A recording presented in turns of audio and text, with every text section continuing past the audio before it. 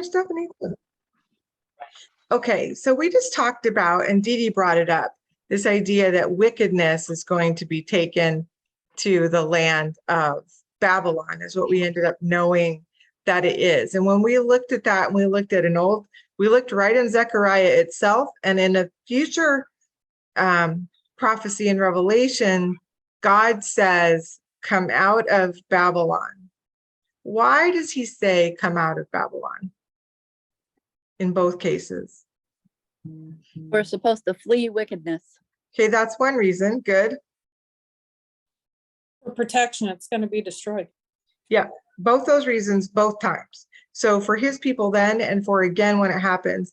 And I was just thinking again about that and wondering if we look at that and we were to take that idea, do you think there's something there that we can take away for us, this idea of fleeing Babylon?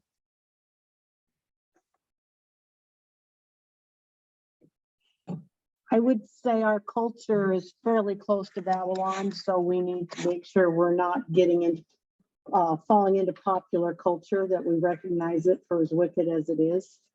Good. That would be very similar. We're told to be the same things, clean and holy. What about the second part? What does it mean if God's going to bring destruction to a place and we see what he says to them, which is to come out of that place? Does that relate to us at all? And if so, how?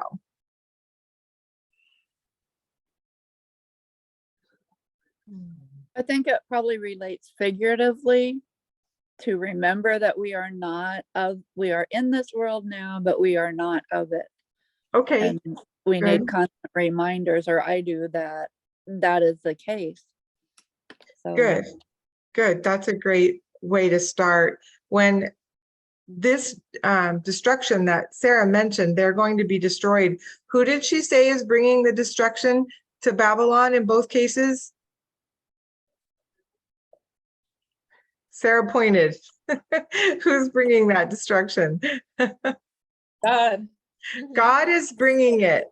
So here's this picture, and it's never different in scripture. It never is, and you can hold on to it. We live in a world, as we talked about when I prayed, in a fallen world, and sometimes do Christians bear the consequences of living in a fallen world? Yep. Yes. Are we going to get sick? Yes. Can you have bad things happen in hurricanes and in accidents? Yes, because we're going to be, we can't always escape those, even though we have that spiritual battle going on. But what does God say throughout his word from beginning to end about what happens when he brings his destruction on a nation that went after his people? Is that meant for us? No. No. That's the picture that you see here in these two passages in Babylon.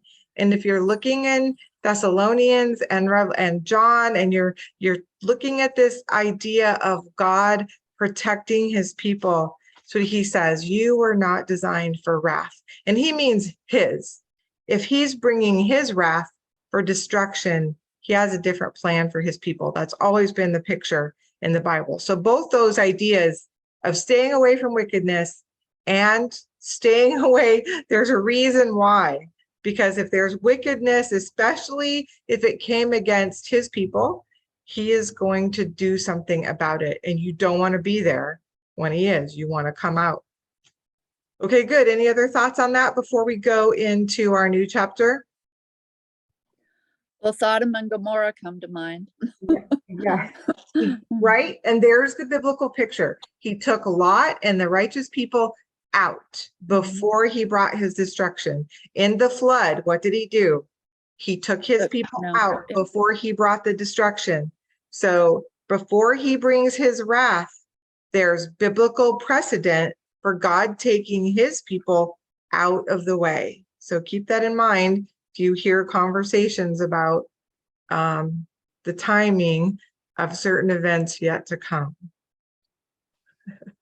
Okay, let's go ahead and read Zechariah 6, I need 2 readers. Could I have Pat read 1 through 8 and Deanna read 9 to 15? Say Pat 1 through 8. Yes, ma'am. Okay, yeah, I'm getting to the page. I'm at 6. I'm at 7. I'm almost at 8. Here we go, I'm there. Okay, 1 through 8, I can do that. Okay. All right. Then the word of the Lord of hosts came saying, thus says the Lord of hosts, I am exceedingly jealous. Oh, for oh, Zion." wait. Zechariah 6, sweetie. Oh, I went to 8. Sorry. That's Well, right. that would be a great That- preview. look. Zechariah 6, 1 through 8. All right. Now I lifted up my eyes again and looked, and behold, 4 chariots were coming forth from between the 2 mountains, and the mountains were bronze mountains.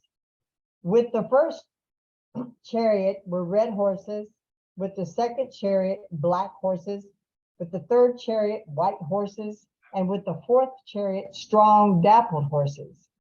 Then I spoke and said to the angel, who was speaking with me? What are these, my Lord?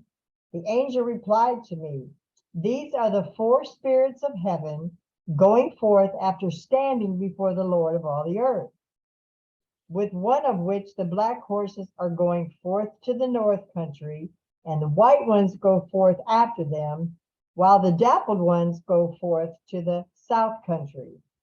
When the strong ones went out, they were eager to go patrol the earth. And he said, go patrol the earth. So they patrolled the earth. And then he cried out to me and spoke to me, saying, see, those who are going to the land of the north have appeased my wrath in the land of the north. The word of the Lord also came to me, saying, take an offering from the exiles, from Heldah, Tobijah, and Jedediah. And you go the same day and enter the house of Josiah, the son of Zephaniah, where they have arrived from Babylon. Take silver and gold, make an ornate crown, and set it on the head of Joshua, the son of Jehozadak, the high priest. Then say to him, thus says the Lord of hosts, behold, a man whose name is Branch, for he will branch out from where he is, and he will build the temple of the Lord. Yes, it is he who will build the temple of the Lord, and he who will bear the honor and sit and rule on his throne. Thus he will be a priest on his throne, and the council of peace will be between the 2 offices. Now the crown will become a reminder in the temple of the Lord to Elam, Tobijah, Jedediah, and him, the son of Zephaniah. Those who are far off will come and build the temple of the Lord. Then you will know that the Lord of hosts has sent me to you, and it will take place if you completely obey the Lord your God. Okay, good. So we have the beginning of Zechariah 6. How does it start? With the vision. With a vision. Okay. And what is this vision? There were 4 chariots of different colors. Okay. Are the chariots different color or The horses. the horses? Good. Either way. Yeah. What are the colors? Do you want to keep going, Stephanie? Sure, there's red horses, black horses, white horses, and dappled horses. Okay, great. Now we're back to Zechariah's usual question. Last vision, he got different, well, he gets a different answer here too. So his question, as always, is what are these, my Lord, to the angel? And what does the angel say? He gives him a specific straight answer here. What's he say? They're the 4 spirits of heaven. Okay. What do they do, Janelle? They're going forth after standing before the Lord of all the earth. Okay, before To the Lord. north, the south, Go ahead. and it seems that the white ones go after the black ones going north. So both of them are going north. that was my take on that as well. Yeah. And the dappled go south. Okay. What about the red ones? They aren't listed. They aren't listed. Yeah, they're not listed. So- Are they the strong ones? The strong ones are what? We're told what the strong ones are. Dappled. Apple. Yeah, Cheryl, I saw you, but you were on mute. Dappled. It says the strong dappled horses. So the dappled are the same as that. Okay, good. Then what's the last bits of information we learn about these horses?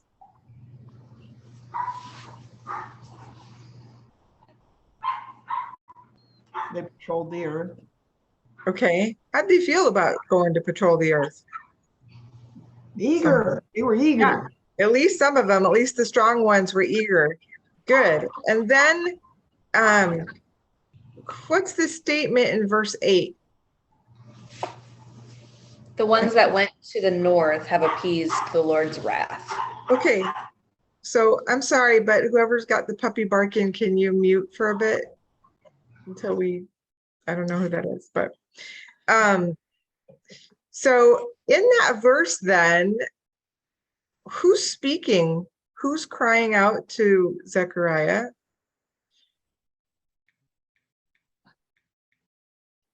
Is that still the angel? No.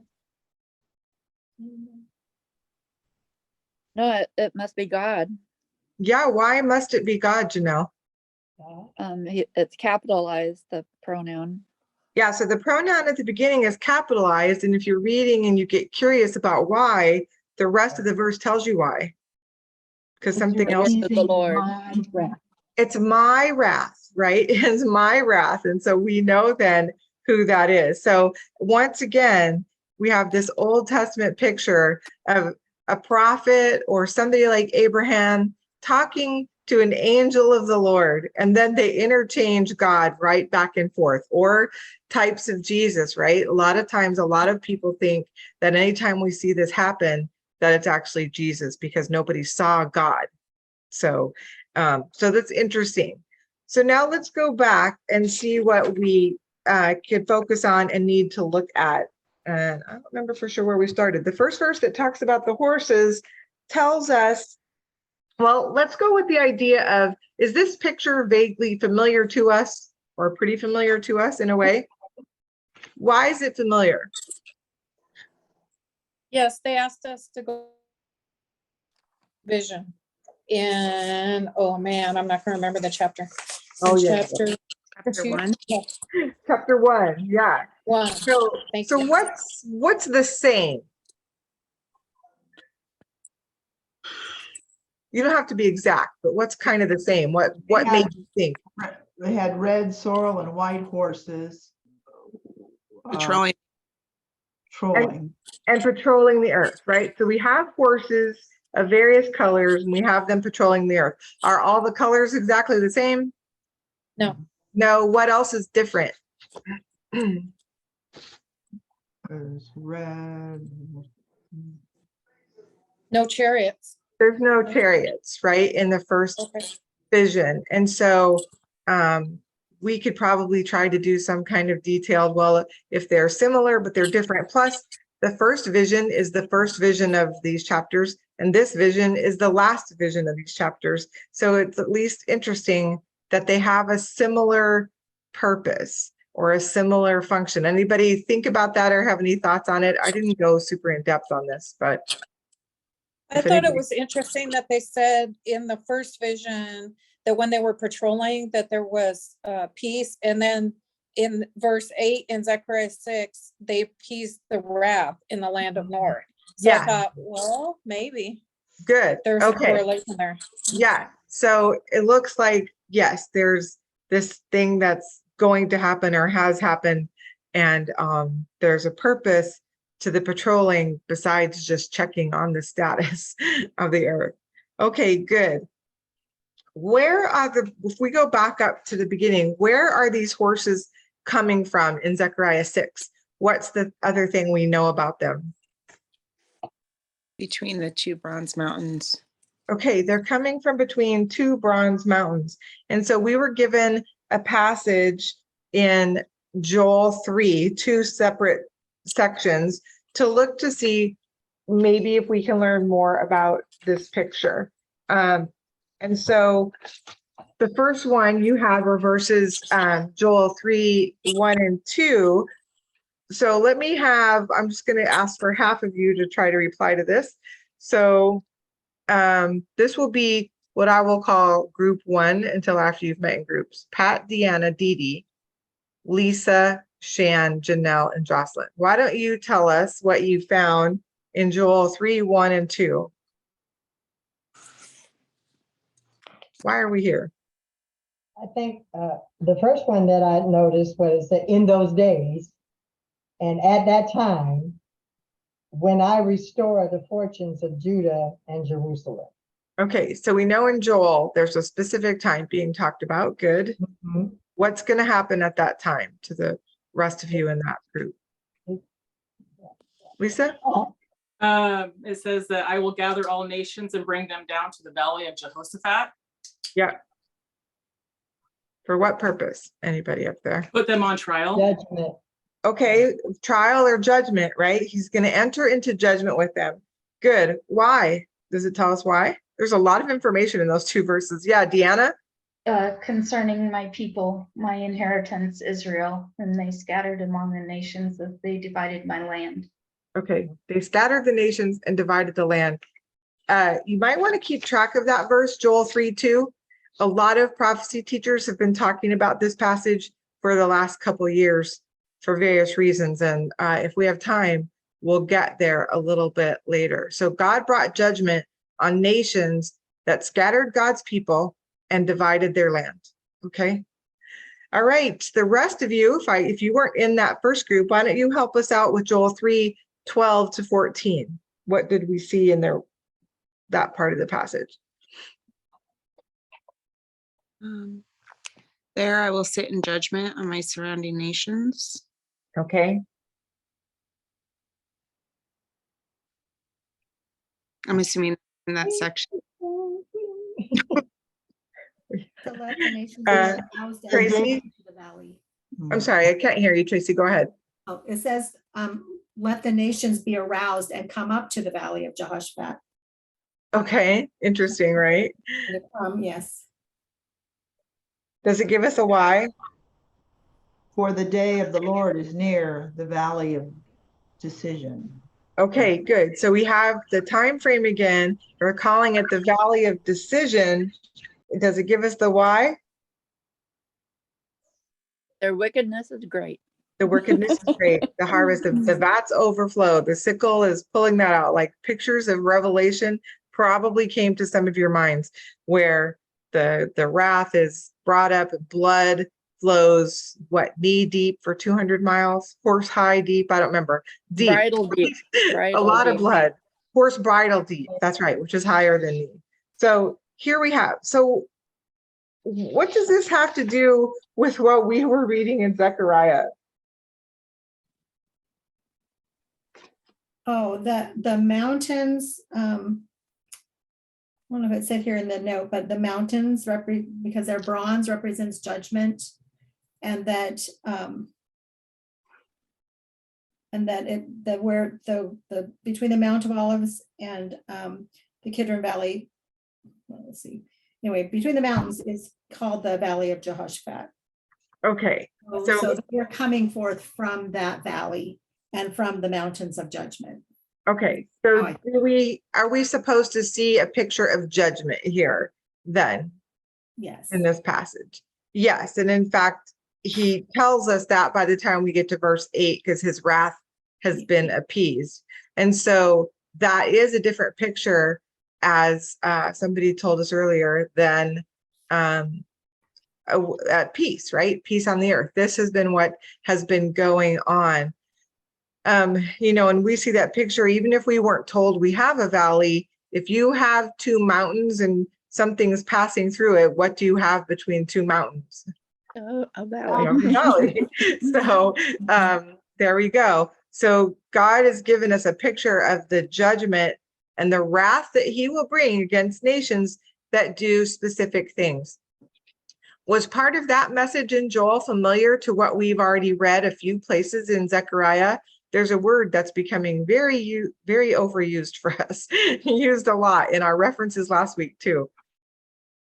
What was that? Wickedness. Yes, wickedness, and the reason he's bringing judgment to the nations. My people and my inheritance. Yeah, what did the nations do to them again, Cheryl? We've already said this. I just want to bring it back. Scattered them. Scattered, right? We see again that there's these nations that scatter the people of Israel will have judgment brought against them. Good. Any thoughts or questions or impact from that first segment and that first vision?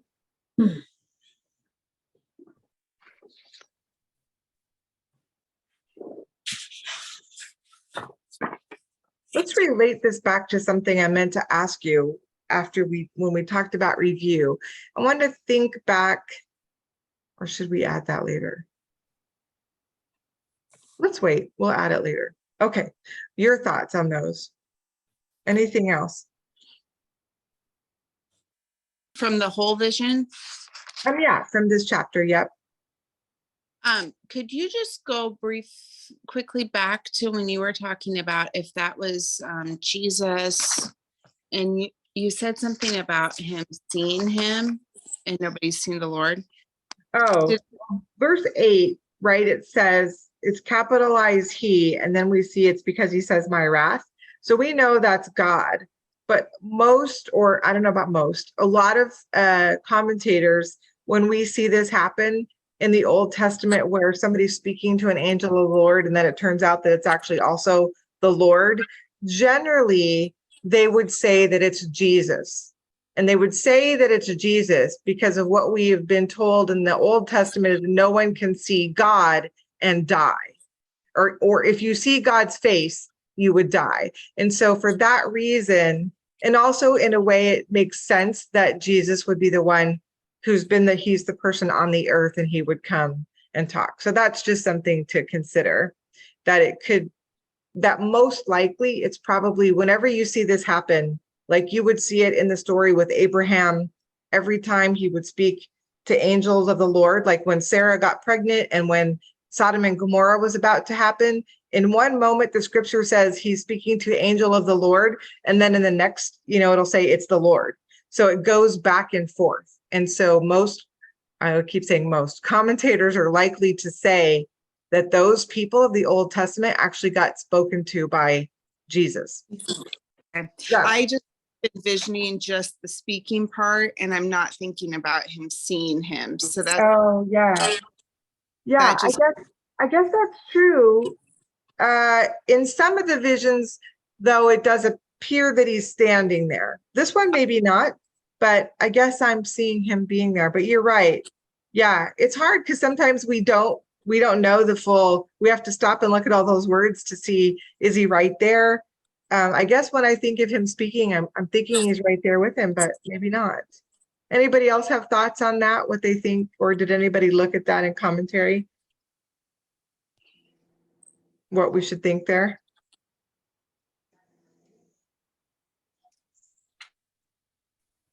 I did not go to commentary. Okay. I probably could. But I also assumed that he would see because of the vision and he's looking up, but it doesn't say specifically. True. Yeah. So, and generally when we see him talking about his wrath, or we have a tendency to think of God, but we also know that at a certain time frame, when we start talking about wrath, we also know Jesus is part of that picture. So that's something else I think we have to remember, especially when we're in prophecy. But great question, Chrissy. The little commentary I read didn't really go there. So actually I can look back later. I had a quick question about separated. That's why I was kind What, of. Pat? I'm sorry. Start over, Pat. I'm sorry. Yeah, it was just, the commentary, so just, it went on and nothing changed until it got to the capital HE. Yeah. So it was kind of confusing. Yeah. Yeah. Sarah? Oh, I had a question about verse 13, but Okay, hang on to that one, I okay? don't know if we're there yet. Okay. No, not quite. So hang on and we'll, yes, I see that one, how and why you thought of it now, but we'll hang on to that one. Okay, Yes. Edie? are Yeah, you- I was wondering, those who are going to the land of the north to appease my wrath. Maybe it's just because of what I'm reading and I'm reading Jeremiah on the side Oh, too. That nice. I was thinking it was the Medo-Persians, not the chariots, and that it was actually a prophecy. I think I just put it right I in the, might be overthinking it because I'm in Jeremiah. yeah, I just put it right in the context of here. We're told who's going to the north. It's 2 sets of chariots are going to the north, right? Yeah, Yeah. I realize that's probably because of what else I'm reading. Yeah. What's Yeah. on my mind from that? Yeah. But we do know your homework did direct you to a map. What's the relationship of to the north to Israel? Why would God go that way to have his wrath appeased?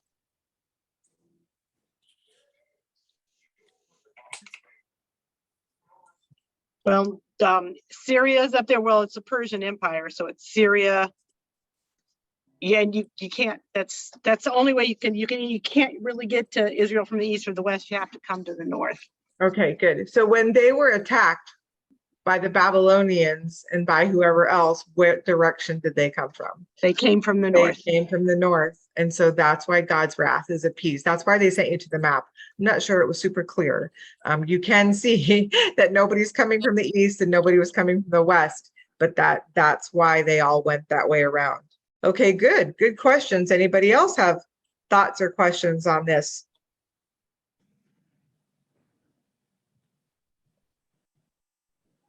Okay, in some ways, I think the second part of the chapter is where you really go, wow, what is all this and what does it mean?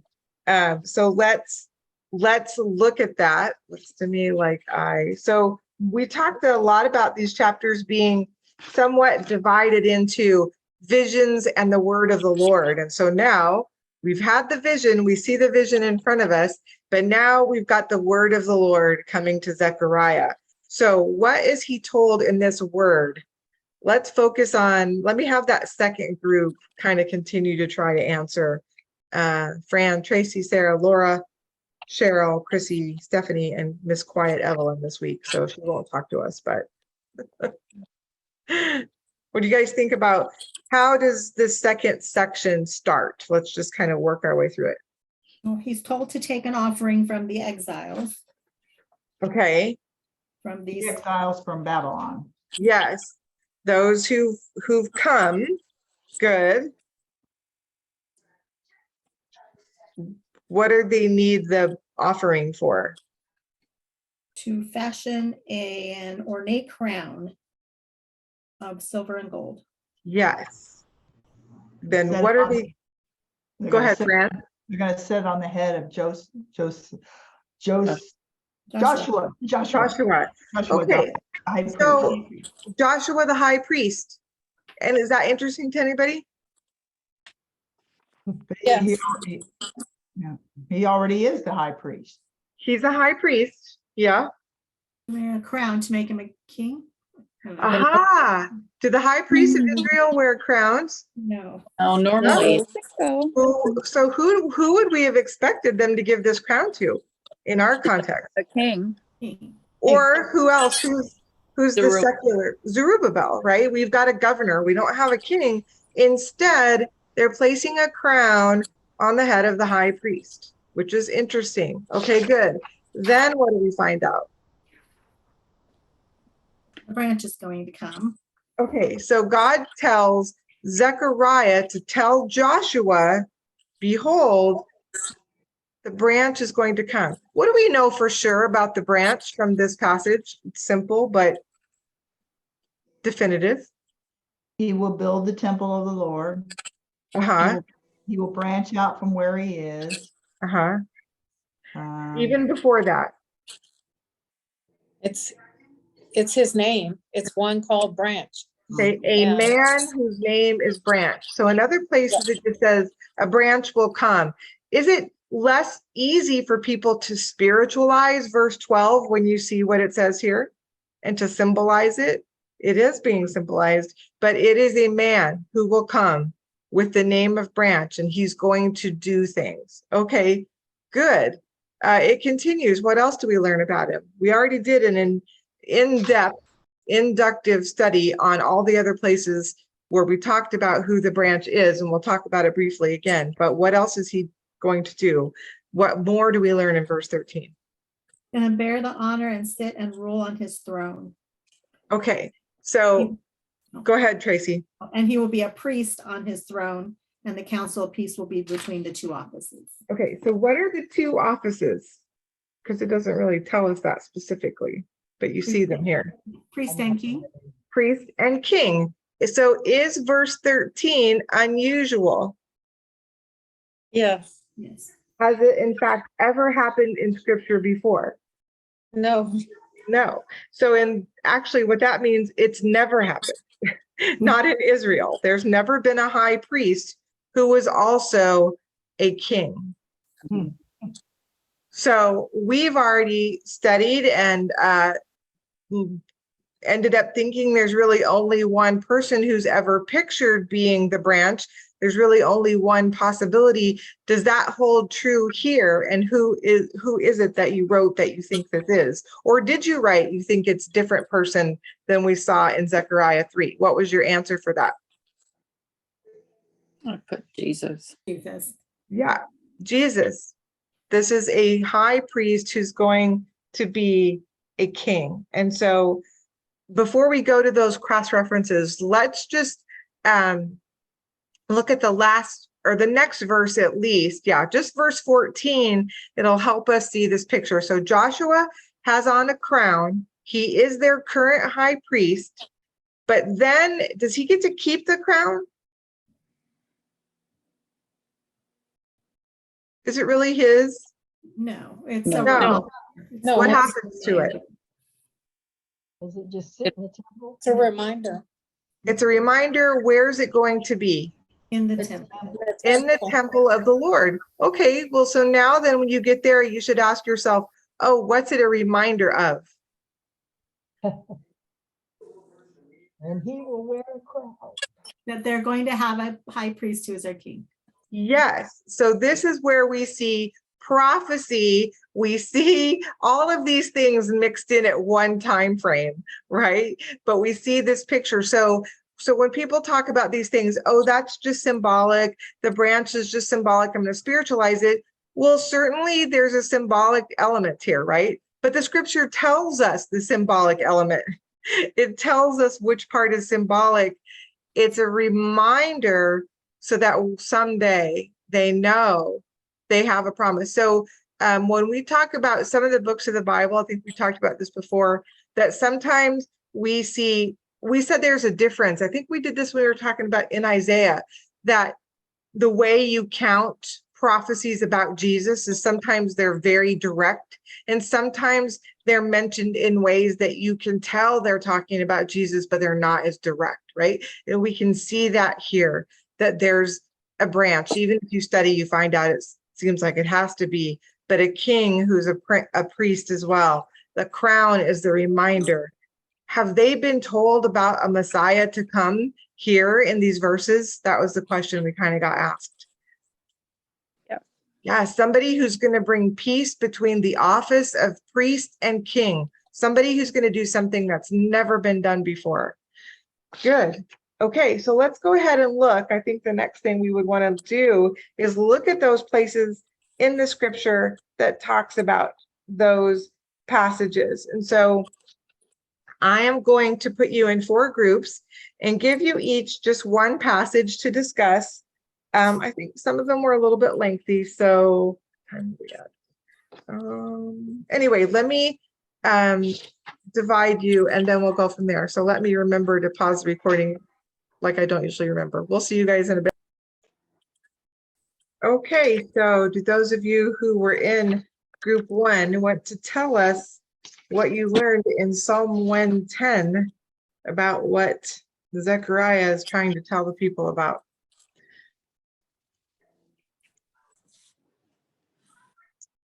Dee Dee, are you going?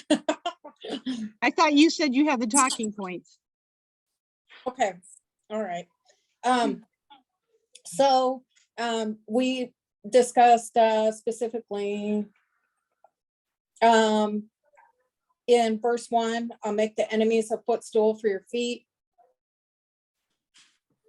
And it mentioned a couple cross references in the New Testament that this gives direct reference to prophecy according to the order of Melchizedek in verse 4. I think that one's in a different one. Psalm 110. Yeah, 1 to 4. 1 through 4. Okay, Right. I don't see Melchizedek in Psalm 110. Verse I see him later. And it's like, it's at the, way at the bottom, it said you are a priest Forever, the Lord. order of Melchizedek. The Lord has sworn and will not change his mind. Okay, I guess I cut it off. I know we have it in the other passages, but okay, so let's backtrack a little bit. This is a psalm, so who wrote this? David. David. So he's speaking. Who you started talking about a footstool. We don't know who you're talking about. We don't know anything. So tell us what this is really. Give us the details a little bit more here, just for those of us or people who are listening who have no idea what Psalm 110 says. Okay, so God says, or God is speaking here, says to my Lord, sit at my right hand. I will make the enemies a footstool for your feet. So who's being spoken about in Psalm 110? It's Jesus. We know that. Sarah has the reference in the New Testament. It refers to that, and it tells us in the New Testament that it is Jesus, that this is talking about Jesus. Okay, Yeah. yes. Even without that, if you're reading Psalm 110, how might you figure this might be Jesus? Because he's sitting at the Lord's right hand. Okay, he's at the Lord's right hand. And what's the other part that you told us? What is the Lord going to make for him? What's going to happen? Enemies will be a footstool for his feet. Okay, so that's a very, that's a pretty powerful reference. Good. What else is he going to do? Why? Because we want to talk about why are we here from Zechariah? What's the picture here in Psalm 110? So it parallels with Zechariah in that, well, not this specific chapter though, not 6, but he does rule in the midst of his enemies. Okay, he rules. What's the other picture of him ruling? It says he rules, but what's the picture given him that we see of a ruler? The crown. The Scepter. There's a scepter, right? There's a scepter. Oh, So we have a crown in Zechariah, but he's also given a scepter as well. So we see that. Okay, good. Anything else from Psalm 110? Go ahead and go to the Melchizedek part if you want, because we'll have that again anyway. We talked about the time frame there. You are priest forever. So that's an eternal, it's not handed over. There's no end to it. And then according to the order of Melchizedek in the last line there. Okay, good. So priest forever, right? So when people read Psalm, even in Psalms, the people are given these pictures of Jesus. So by the time people get to this word that Zechariah is going to give them, have they already heard about somebody who's going to come and be a ruler and have a scepter and rule forever? Yes, they have. They have this picture. Now, they didn't have the rest of the verses we're going to talk about, but we'll talk about how these New Testament verses relate back to Zechariah and to Psalm 110 and other places. Good. How about the group that had the Hebrews 4 and 5 passages? I'll try the Hebrews. I'll kind of go through that, Okay, verse 14 tells us that we have a great high priest who has passed into the heavens, and that his name is Jesus, the Son of God. Good. And because of that, we can hold firmly to our confession But we don't have a high priest, that cannot sympathize. We have, wait a minute. We do have a high priest who can sympathize with our weaknesses. He's been there, he's done that, he's been tempted, and he's without sin. So because of that, we're all able to come with confidence to the throne of grace, that we may obtain mercy and find grace to help us in the time of need. Okay, so just out of curiosity, those of you who are talking about the New Testament reference where you said Psalm 110 is it the Hebrews 4 passage, or it's one of the other ones? What verse did you guys have? Because we'll go look at this. The one that says that Psalm 110 is referring to Jesus. Acts 2, 34 and 35. Okay, we'll go back to that one when we're done then. Thank you. I wanted to make sure we got that one down. Okay, you guys also had Hebrews 5. I think I said just Hebrews 4, but they were both in the same. So what else does Hebrews go on to tell us about? This was the same group of people who had this one.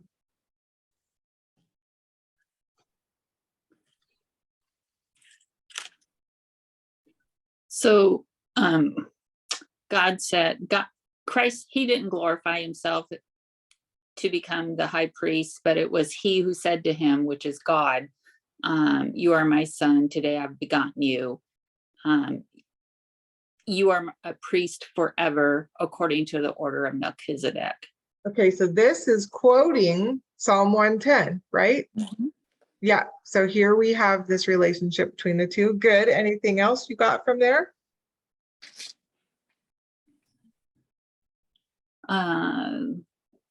Well, he'll become the author of eternal salvation to all who obey him. Okay, good.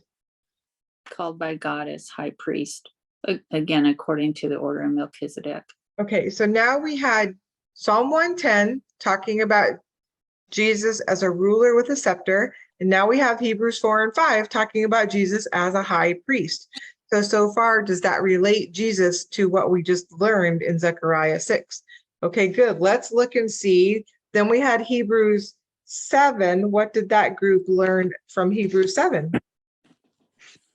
So, so it's talked about the former priests that existed in great numbers because they were prevented by death from continuing. But once Jesus became the high priest, he is a priest that continues forever. His priesthood is permanent. And then also, he lives to make intercession for the people, again, forever. Whereas Joshua, the high priest, could only make intercession for a short time because he would eventually die. Okay. And then it does say it's fitting for us to have such a high priest, holy, innocent, undefiled, separated from sinners, and exalted above all the heavens. And he doesn't need to make daily sacrifices as the high priest did for himself and for others, because he already did it once for everyone by offering up himself. Okay, good. These are such great passages. I mean, we had these in covenant, I'm sure, looking at, how we need to just give these things over to him all the time. Okay. One more thing. Go ahead, Tracy. Yeah. We had a good discussion on that, on trying to find in Zechariah the priesthood is forever, the forever piece, to tie it in. And one of the things that somebody pointed out was that the crown stayed in the temple. Yeah. So that's an indication that it was eternal and it was there all the, forever and ever. So I thought that was good to put that into perspective, that we can tie it directly into that passage as part of the eternal aspect of Christ. To put it in, and then also the contrast that Tracy's been mentioning as well, that only Jesus fulfilled it the way he did. Good, but that it lived there, because this focus on this temple and God still coming to abide there, Jesus coming, yeah, that's all still there eternally. Did you sense, Chris, that the crown was, in a way, it kind of reminded me a little bit of our covenant studies in the way that it was put there as like the witness to the promise, how they would always to a tree or something, and it would just always be there to remind. And it's Yeah. very similar. I don't know if Yeah. it's exactly that picture, but it's very similar to that witness standing there that God keeps his promises. Yeah, great. Yeah, they have it there. He wanted them to know this was going to happen. Good. Any other questions on those Hebrews passages before we get into Revelation? So the last verse says that the law appoints men as high priests who are weak, but the word of the oath, which is the promise, Yeah. that came after the law, appoints a son who's made perfect forever. So, Yeah. son perfect. Yeah. Forever. Son perfect forever. Yes. Because the other system didn't work, did it? It didn't work. We needed somebody who would take it and do it for us and then intercede for us when we failed. Right? This is a perfect picture. And God knew all the parts that we needed. Okay, good. Who wants to talk to us about Revelation 19? Yay.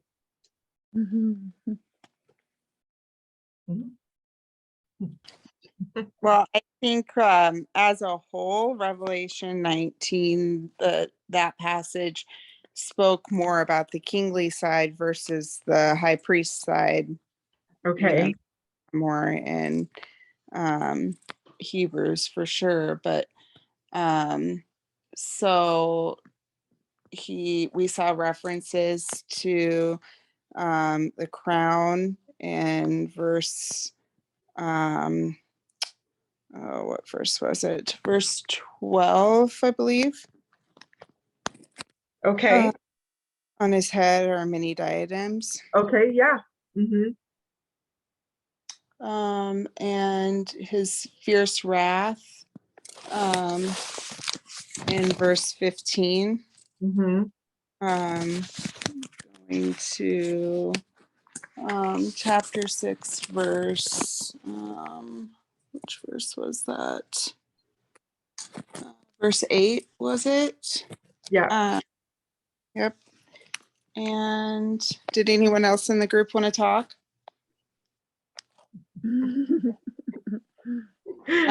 Rules So on we also noticed that it talks about a white horse whose rider is called Faithful and True.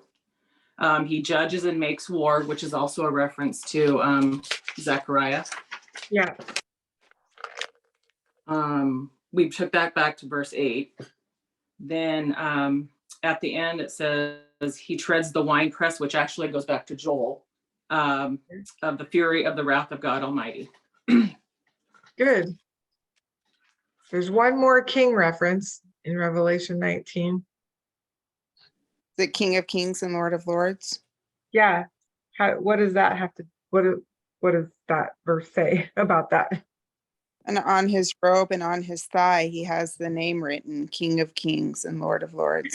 Okay, so that's who he is. When is this going to happen? What you just read to us? What time frame is this? Is it the second coming? The second coming. This is the beginning of, or part of, depending on how they define it. This is in that day. This is at that time, in the day of the Lord. This is this. The wrath of the Lord coming. Jesus is coming out of the clouds. Who's coming with him, by the way? All the What army? The armies of heaven. Who's the army of heaven? all the Christians that All the Christians are coming now, clean and white. So this would imply that all the Christians already have to be in the place Jesus is coming out of to come back with him. Would that be true? Yes. Yes. Okay. Just checking. That's where I'm going to be. Our pastor has already named his horse, by the way. So I forgot what it is. Oh, nobody's here who would know. He says it every time. I'll have to ask him, but he has a name for his horse. So I thought that was cute. I never thought to name my horse in advance, but I might think about it now. Okay, what else, what do you guys do? What did we learn? Why did we go to all these passages to look at Zechariah in this picture of Joshua being given this crown? What are we supposed to know? They didn't get to know as much as we know because they didn't have Hebrews and Revelation. They only had Psalm 110 and of course, all the other prophets. What are we supposed to know here? We'll talk about what they're going to know, but what are we supposed to know? The high priest and the king is Jesus, Okay. and he's coming. He'll be And coming. he's coming according to them. So we have him. What is this supposed to help us do with reading prophecy and knowing about Jesus in prophecy? Helps us to look for the signs. They were given the signs in the Old Testament, and they were fulfilled in the New Testament. So we too would have these signs in the Old and New Testament, both for his second coming. Okay, so they were watching and waiting for Messiah. In fact, Hebrews who still are of the faith are still waiting and watching. But those of us that are here, are we still in an Advent? Are we still waiting for Jesus in a certain way? Yes.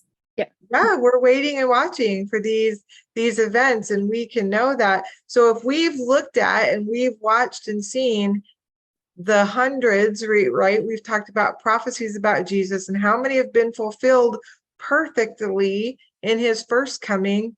Do we have any reason to doubt that they will be fulfilled perfectly and fully for his second coming? No.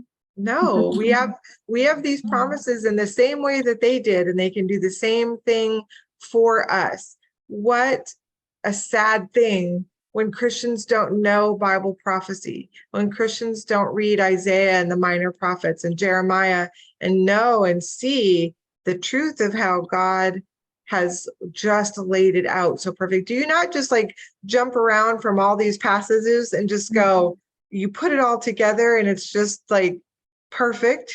You just think, oh, look at how it fits together. It just helps me so much when I see them all, even though have studied them so many times separately. Every time I do one of these where it puts them all together, I feel like I really do have that picture. Other thoughts about that before we talk about the last verse of chapter 6? So we have the second coming in mind. We are given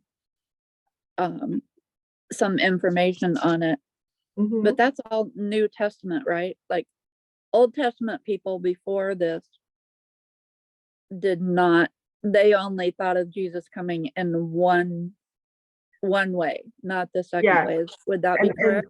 Yes, and that's why, again, that's the whole purpose of us knowing that here we see it right in this chapter perfectly, that we have that. Remember, we've talked about it, that it's not a periscope. I should have looked up the word. I always picture this two-part prophecy as, in fact, I use this as my symbol for prophets. The device that sailors, I always picture pirates with it, but it's the little thing and then it expands and it expands and it expands so that you can see further and further and further. So if you've got it closed in tight, and you hold it up and you're looking, it's like binoculars, but it's that one thing, right? Then you only see right here, but you open it up further and then you see further away. So that's what I use for my symbol. I always think of that. I don't know what it's called. I always forget. A spyglass? I guess, yeah, it's a spyglass. There's probably a way more scientific name for it, but yeah, I think that that's true. So it was there. It was there for them to see that there's two separate things, but they combined it. And in fact, because there's so many of them, and probably because it's what they wanted, what prophecies did they focus on when they were looking for their Messiah? Second coming. Second coming. They focused on these. They focused on the king who's coming to avenge them and to come with wrath and with an army. That's what they focused on. So why did they miss Jesus when he came? They had all the prophecies, right? Because that's not what he came to do the first That's time. not what he came for. And we will see that. We've seen that picture in Isaiah, but we will see those prophecies as well in the book of Zechariah. But somehow they overlooked those, and all they looked for was this one, which I have said, I think that this is I think we might be watching this happen in front of our eyes, is that now the danger for Christians who, or maybe not believers yet, if they were to read the Bible and they're looking, what Jesus is everybody talking about right now? First coming. The first kind, right? The gentle, lowly, humble, lovely. But which one's coming back? It's the other one. He's coming with the wrath. And so I think we're in a position to have the same thing happen, that people now who are being introduced to Jesus are being introduced to just one part and not the whole part.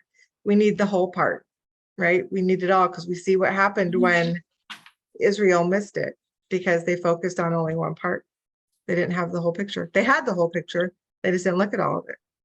It's a very easy thing to do right now, right? Is to only look at one part of who Jesus is. Okay, what's this last verse tell us? What's the focus of the last verse of Zechariah 6? Those who are far off will come and build the temple of the Lord. Okay. And then you will know that the Lord of hosts has sent me to you. Okay. And it will take place if you completely obey the Lord your God. Okay. So was that one referring to something that they could see happening right then? Yes. Yeah. Yeah. Were they going to be able to see this building of the temple, and were there people coming from far off? Yes, for sure. Yes. And some of them already had, right? And what's this phrase? What did you say there? What will happen when this happens? What will the people know? The Lord of hosts has sent me to you. So Zechariah, right, is who's speaking there, is going to get proven as what he's talking about here. That this will show you that God, the Lord of hosts, has sent me to you. Or the Lord your God, here's what, no, it says Lord of hosts. Okay, so we've had this phrase 3 other times. So the first one they took us back to was verse 2:9. What was said there that then you will know?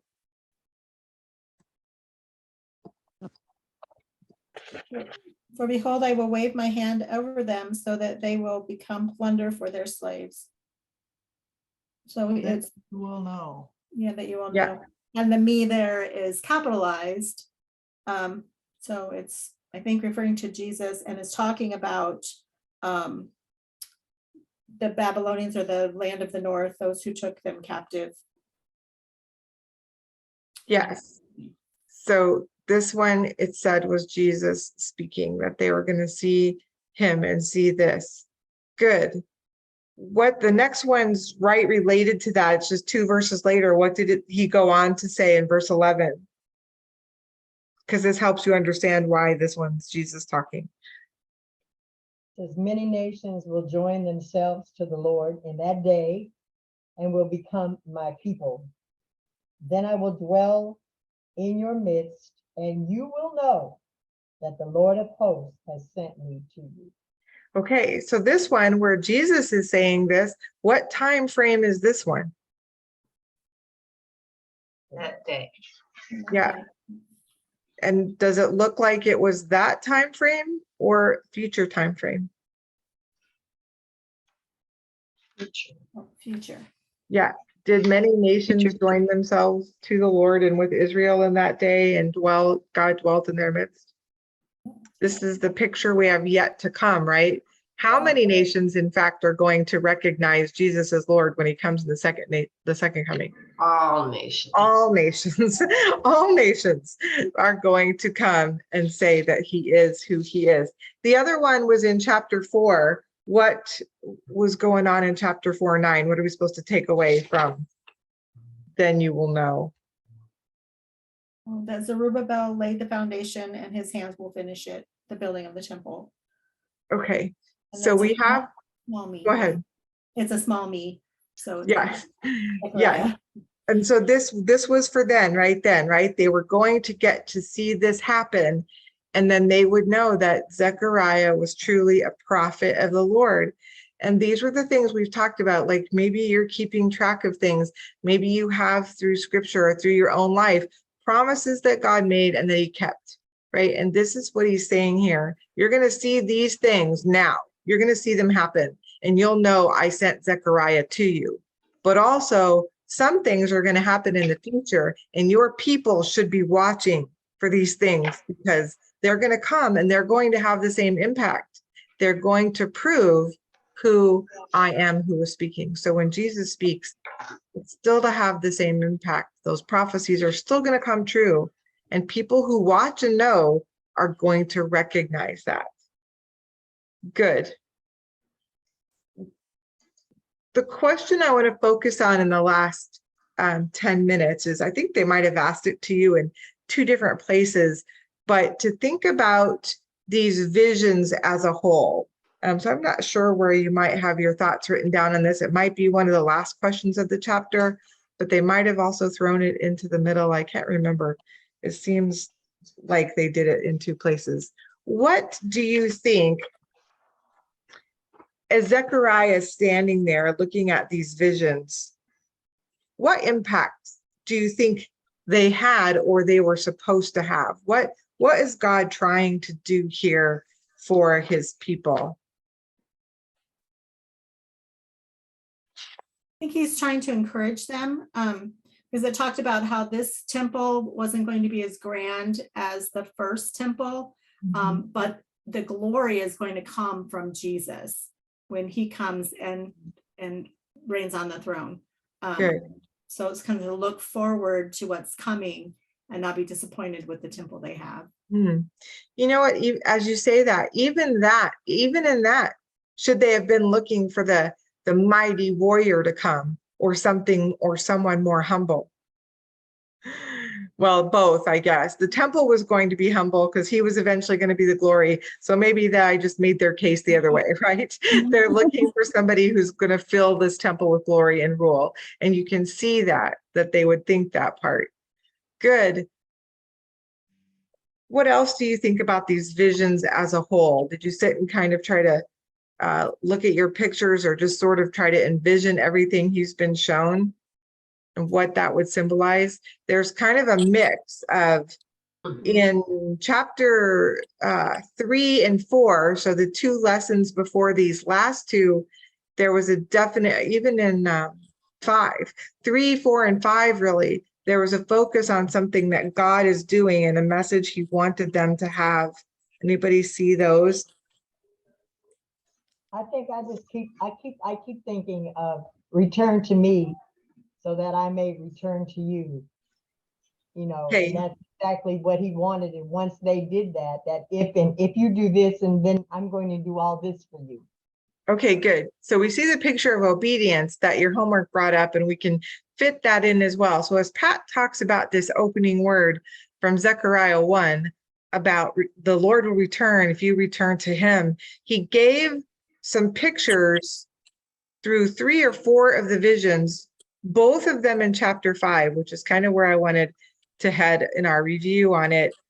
What's the picture of something that has to happen as they continue to work for him and they're going to have these things happen for them? What do they need to do or be? Obedient. They need to be obedient. What's he asked them to do? What's he want them to remove? Oh, the wickedness. Wickedness. And the other picture with Joshua and in the beginning of chapter 5, or yes, that first vision. How was Joshua? How did he look when he was standing before the Lord? Oh, filthy. Filthy. And God said, I'm going to remove the iniquity. What was the word in the flying scroll? What was supposed to happen? What were they supposed to do? Oh, they were supposed to leave Babylon or Babylon. Yeah, that comes in. Yeah, that flying scroll said what was going to happen to certain people. The curse was going forth over the whole land. Curse was going to happen to the 2 big groups of sin, right? Thieves and false witnesses. And we talked about the fact that if you look at the 10 Commandments, both of those cover their own groups, right? Both of those cover all of them, those two things. So again, if you look back at your visions, we have these things going on, right? Here's the encouragement somebody talked about.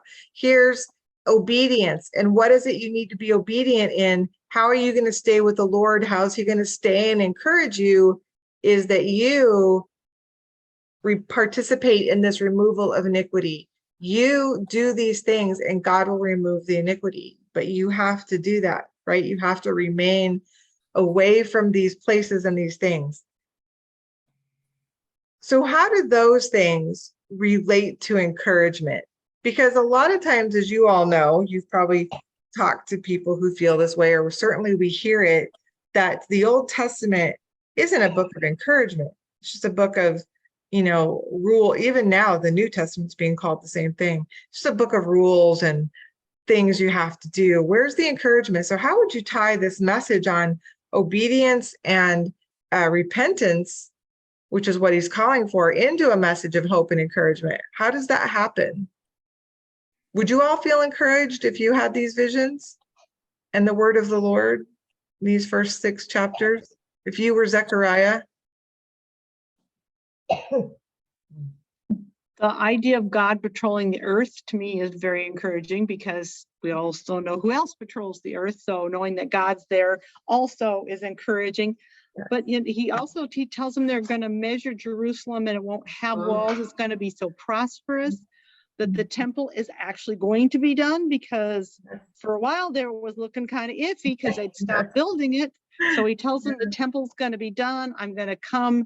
All you have to do is obey me and all these things will happen. So I think that would be very encouraging, because I think I have a feeling just because they started building the temple and then they stopped, that they were all probably being very discouraged, and they had the enemies around them who were making fun of them, and they just didn't seem like they were really, they needed to get themselves together.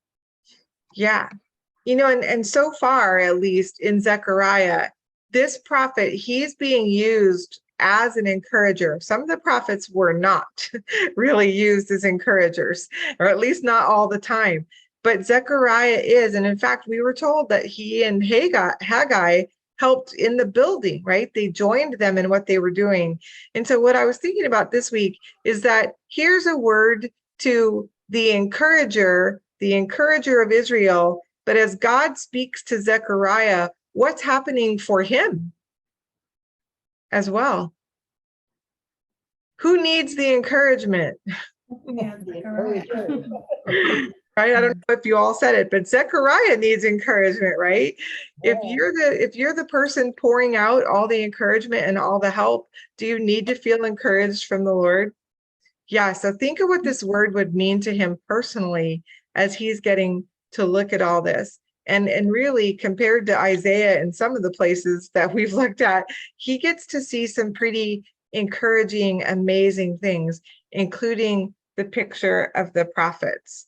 I really felt that what stuck with me so far the most, and I actually misinterpreted it for the first time, was the lamp and the oil, the anointment coming, and giving them that spiritual power to continue difficult times. Yeah, and that's an encouragement in itself, to know that there's a supernatural power behind some of those things that God's giving you. Not by might, right, Pat? Not by not by power, but by my spirit, says the Lord. That is in me like on my hand. Right. That's a great point. Go ahead, Sarah. I also like to just always to put it into context. I mean, we use law in everyday secular life. So let's just go with traffic law. We try to follow all the traffic. That's why we have insurance. We're not perfect.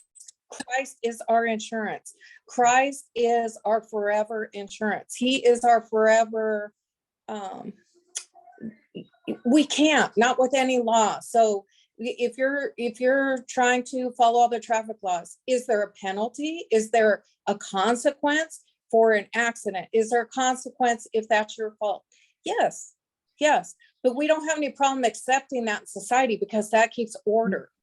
Yeah. But we have a problem accepting it with our morals. All it is us not wanting to be responsible. And Christ is there willing to take it on the cross for us. Yes, the law is valid, it's holy, it's perfect. Even though we can't keep it, we still reap benefits from it. We still are protected by it. And yes, it creates God, governments, then our parents, and so on. There is an order. It exists everywhere else. Nobody has an issue with it until it comes to your own moral choices. And it is just as plain as that. And a picture that we could have than a high priest king who is going to cover us, because man, if someone's going to do a sacrifice for me, let it be Jesus, because he's covering all. I mean, it's a beautiful picture, and it's an Old Testament picture. And I mean, David didn't even get to be about it. I don't understand why people look for so many ways out. Maybe just because we're just so burdened and we don't realize what grace is yet. But the law definitely serves a purpose. It is not irrelevant, and it helps us understand the bigness of our God. I don't know how else to put that, like how big our God is and how loving he is to cover all this for us. When we understand all that the Jewish people had to do, all these rules and everything, then it helps us understand what grace is. And it helps us understand what Jesus has done. It helps us get to that point. Does it make the law irrelevant? Absolutely not. Absolutely not. There's tons of benefit from it. So I think if you put it into a secular context, it's just so clear. We can accept it when we go to work. We can accept it when we're driving on the street. When there's a crime, we can accept it, but we can't accept it with our morals. Why? Because we live in a 2 Timothy world where lovers of self is the main thing, where everybody wants to be their own God. And we have the world, including the church, encouraging us to do that. That's such a great picture. Sarah gave you so many great images. The traffic one is perfect because when you look at the law, you look at even the New Testament, if you look at it as a guardrail, that you're on the highest, curviest mountain road. And if you take one wrong little wheel off that road, you're a goner. But the guardrail will keep you on the path. That's all it is a guardrail. Or the picture we've talked about before, when you're in Galatians and you look at it and the word is literally a fortress. It was meant to be a fortress, to say, if you stay here, if you stay within these walls, I can keep you, is what God says. If you venture out, I'm still going to love you. I'm going to watch over you, but you've taken your own path. But if you just stay here, my sweet daughter, I can keep you safe eternally. So anyway, yes, great tie-in, great pictures there. I have a couple things I want to point out that I thought related this week, but because of length and stuff, I've got some pictures I want to show you. I'm going to go ahead and end the video for this week, and we will be back next week.